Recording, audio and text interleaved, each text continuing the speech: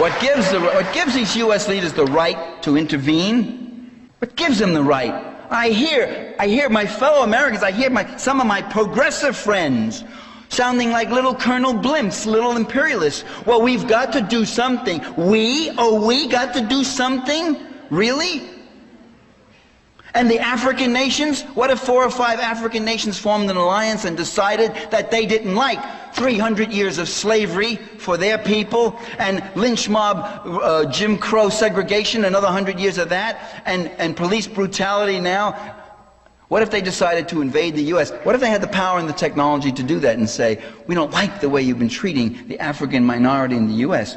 Well, we wouldn't think that that would be the normal course, and they'd had an innate right. But there's this arrogance of power here that we, says the little fly on the chariot wheel, we are kicking up such a great dust.